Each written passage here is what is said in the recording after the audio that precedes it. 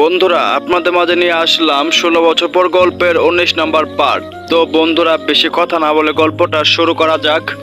Doctor বলল, আমরা চেষ্টা করছি, এমনিতেই হয়ে গেছে দেরি, তার উপর এখানে ঝামেলা, আরও দেরি করে দিলেন।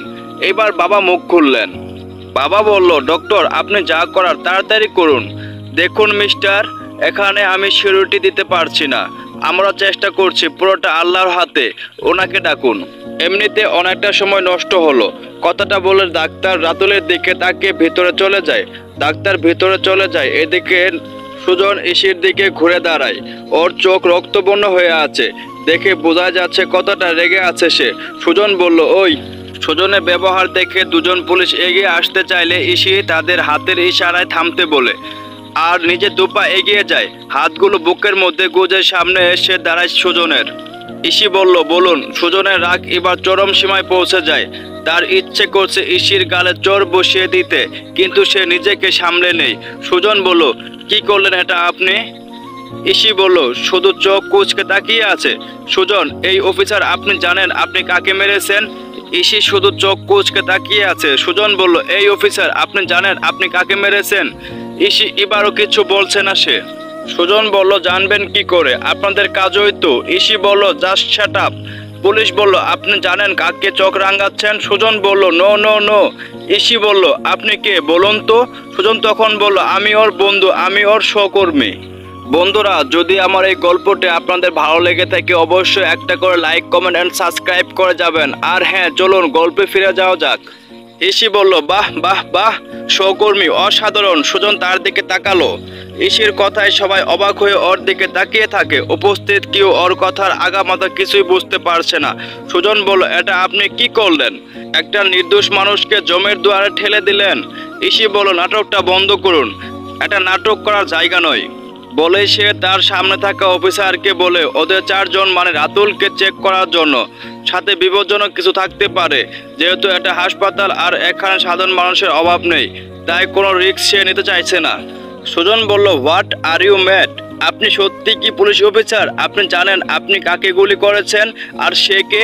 এবার এসে রাগ মাথায় চড়ে যায় আর সে রেগে গিয়ে বলে, your friend is a criminal. ওর এক কথায় বাড়ি সহ উপস্থিত সবাই আরেক দফা শক খায়। ইসি আবারও বলতে শুরু করে, সবাই জানতে চান না ছেলেটাকে?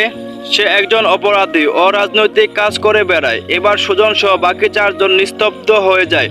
ওরা ভেবেছিল যে ইশিতা হয়তো আদিকে সন্দেহ করে, কিন্তু এ তো দেখছে শিওর হয়ে বলছে। বাবা বলল, তুই এসব কি বলছিস? ইসি বলল, হ্যাঁ বাবা। মা বলল, তোর কোথায় ভুল হচ্ছে? ইসি বলল, আমার কোনো ভুল হচ্ছে না, তোমরা বাড়ি ফিরে যাও। ভাইয়া বলল, এই ইসি, তোর কোথায় ভুল হচ্ছে? ছেলেটাকে দেখে এমন মনে হয় না কিন্তু আমাদের। ইসি বলল, ভাইয়া বাইরে থেকে দেখে মানুষের আসল রূপ চেনা যায় না ভাইয়া, তবু। ইসি বলল, আমরা একটা সিক্রেট মিশনে আছি।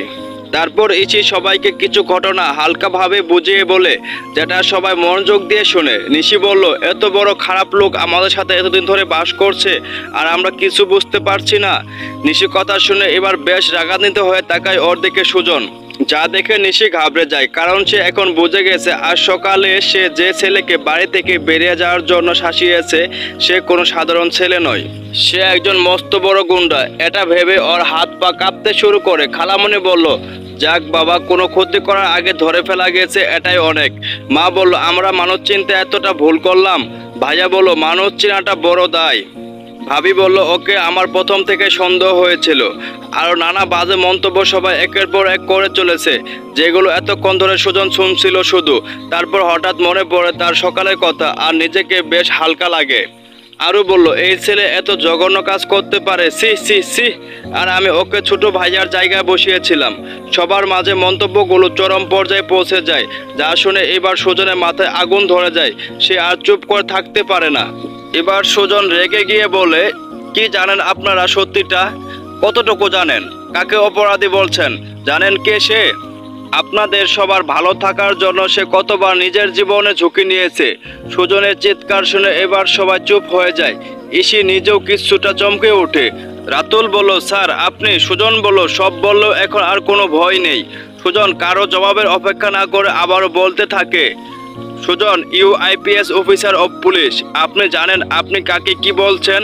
আপনি এখানে যে উদ্দেশ্যে আছেন আমরাও সেম। ইসি তার দিকে তাকিয়ে রইল। ইসি এবার বুঝতে পারছে না সে কি বলবে। সব কিছু ফাঁস হওয়ার পর সুজনের মুখে এরকম কথা শুনে সে নিজে অবাক হয়ে তাকিয়ে থাকে। সুজন বলল, তা কি করে জানবেন, আমি বলছি। সুজন তখন ইসির সামনে থেকে সরে এসে সবার মাঝখানে দাঁড়ায়। শুনুন তাহলে, এই রুমের ভিতরে শুয়ে থাকা ছেলেটা অন্য কেউ নয়, সে একজন সিনিয়র আর্মি অফিসার। সবাই কথা শুনে থতমত খেয়ে যায়। সুজন আবার বলে, তার নাম রাজদীপ নয়। ভাইয়া বলল, তাহলে কি? সুজন বলল, Adib Al Ihsan, senior officer of Bangladesh army. নাম শোনার সাথে সাথে ইসির হাতে থাকা একটা পানির গ্লাস নিচে পড়ে ভেঙে যায়, যেটা ও এখনো আনিয়েছিল পানি খাওয়ার জন্য। শব্দ শুনে সবাই ইসির দিক তাকায়। সুজন বলল, অবাক লাগছে মিস ইশিতা জামান। সুজন আর কিছু বলতে পারে না, তার আগে লক্ষ্য করে ইসির চোখ বেয়ে গড় গড় করে পানি পড়ছে, আর সে দেয়ালের সাথে পিঠ ঠেকিয়ে নিচে বসে পড়েছে, যার জন্য সে এত বছর অপেক্ষা করেছে আর আজও অপেক্ষা করছিল। তাকে নিজের হাতে গুলি করে দিল। সে বিদেশে যেতে চায়নি, জোর করে নিয়ে গেছে তার বাবা মা। 5 বছরের মাথাতে সে ফিরে এসে রেখে যাওয়া আদিকে পায় নাই বলে সে নিজের পরিবার আর আদি পরিবারকে দায়ী মনে করে নিজেকে তাদের থেকে দূরে সরিয়ে নিয়েছে। সেই আদিকে আজ নিজের হাতে মেরে দিয়েছে। এসব ভাবতে ভাবতে ইসি পাথরের মতো হয়ে যায়। তার এখন ইচ্ছে করছে নিজের মাথায় গুলি করতে। ইসিকে নিচে বসে পড়তে দেখে দুজন অফিসার এগিয়ে এলে সুজন তাদের ইশারায় থামতে বলে, আর সে নিজে নিচে বসে পড়ে অবাক হয়ে তাকিয়ে থাকে ইসির দিকে। ইসির কোনো হুঁশ নেই, কিছুই বুঝতে পারছে না সুজন, তাই উঠে দাঁড়ালো। ইসির এমন কাণ্ডে সে এবার অবাক হয়ে যায়। শুধু সুজন নয়, রাতুল, আয়াস, অগ্নি, নীরব আর পুলিশরাও অবাক হয়ে যায়, কিন্তু অবাক হয় না বাড়ির কেউ। সুজনের মুখে থেকে নামটা শোনার পর সবাই যেন আকাশ থেকে পড়ে। মা বলল, আমার আদি ফিরে এসেছে। বাবা বলল, ছেলেটা আমাদের সাথে থেকেও আমাদের থেকে নিজেকে আড়াল করে রেখেছে। ভাইয়া বলল, অভিমান, অভিমান, পুরোটাই আমার ভাইয়ের অভিমান। সবার রিয়াকশন আর কথাবার্তা শুনে দেখে সুজন কি বলছিল তাই ভুলে গেছে। সুজন বলল, কি ব্যাপার বলতো রাতুল, ওরা কি বলছে এসব? রাতুল বলল, আমিও তো কিছু বুঝতে পারছি না। ছেলে ভাই মানে কি এসবের? ওরা 5 জনের মধ্যে একজন এই বিষয়ে কিছু জানে না। আদি কোনোদিন পরিবার নিয়ে কিছু বলেনি ওদের। আঙ্কেল বলল, আচ্ছা তোমরা আদিকে কবে থেকে চিনো? মানে আমি বলতে চাইছি যে আদির পরিবার সম্পর্কে তোমরা কিছু জানো না। সুজন বলল, আদি কোনোদিন বলেনি আমাদের আপনাদের কথা, তবে হ্যাঁ, একজনের কথা আদি সব সময় বলতো। এইটুকু বলার সাথে সাথে ভিতর থেকে একজন নার্স বেরিয়ে আসে। সবাই নার্সকে গিয়ে ধরে। বাবা বলল, আমার ছেলে কেমন আছে? নার্স বলল, দেখুন কন্ডিশন ভালো না, ইমার্জেন্সি ও পজিটিভ রক্তের প্রয়োজন। আমাদের এখানে এই গ্রুপের রক্ত এখন নেই, তাই আপনারা যত তাড়াতাড়ি সম্ভব ব্যবস্থা করুন। তখন রোহান বলল, আমি দেব রক্ত। রোহানের কথা শুনে সবাই অবাক হয়ে যায়। রোহান বলল, আমার রক্তের গ্রুপ ও পজিটিভ। নার্স বলল, চলুন আমার সাথে। মা বলল, একবার বলুন না আমার ছেলেটা কেমন আছে। নার্স বলল, বললাম তো অবস্থা বেশি ভালো না, আপনারা আল্লাহকে ডাকুন। বলে সে রোহানকে সাথে নিয়ে চলে যায়। ভাইয়া বলল, আচ্ছা সুজন, আমার ভাই কার সাথে থাকে মানুষ হয়েছে বলতে পারো? সুজন বলল, আমি শিওর বলতে পারবো না। বাবা বলল, কোথায় ছিল আমাদের আদি? কে এত ভালো মানুষ তৈরি করলো আমাদের অবহেলা করা ফেলে দেওয়া ছেলেটাকে? পিছন থেকে কেউ একজন বলে ওঠে, আদিব কোথায় ছিল আমি বলছি। কথাটা চেনা চেনা লাগে, আর তাই সবাই পিছনে ফিরে অবাক হয়ে যায়। বাবা বলল, তুই?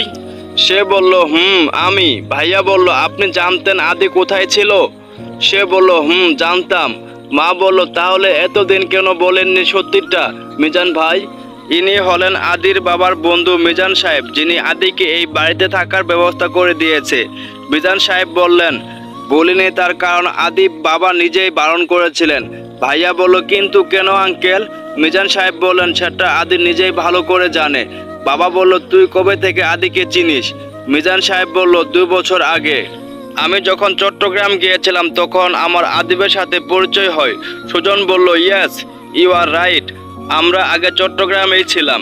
কিছুদিন আগে পোস্টিং দিয়ে আদিকে ঢাকাতে পাঠানো হয়, আর আমাকে পাঠানো হয় পরে। বাবা বলল, আদি চট্টগ্রামে ছিল? মিজান সাহেব বলল, ভাইয়া বলল, কিন্তু আঙ্কেল ও কি করে পৌঁছালো সেখানে? ও তো এই ঢাকাতে ছিল তাই না? বাবা বলল, আশরাফ তো ঠিকই বলছে। মিজান সাহেব বলল, আদিব আমাকে সব কিছুই বলেছে। সে আমায় বারণ করেছিল তোমাদের কাছে এসব যেন আমি কখনো না বলি। তবে আজ যখন তোমরা আসল পরিচয় জেনে গেছো তখন লুকিয়ে রেখে লাভ কি? বাবা বলল, তাহলে বল। মিজান সাহেব মুখ খুলতে যাবেন তার আগে অপারেশন থিয়েটারের লাইট অফ হয়ে যায়। ডাক্তার বাইরে বেরোনোর সাথে সাথেই ইসি বলল, ডক্টর আদি কেমন আছে? ঠিক আছে তো? বলুন না প্লিজ, চুপ করে আছেন কেন? ইসির পাগলামি দেখে সবাই নির্বাক তাকিয়ে আছে সেদিকে। ডক্টর বলল, দেখুন মিস জামান, শান্ত হন। আর কিছুক্ষণ আগে তো আপনারাই পেশেন্টকে নিয়ে এলেন আর তার নাম ছিল রাজ, আর এখন বলছেন আদি। আর এই আদিটা আপনি কাকে বলছেন?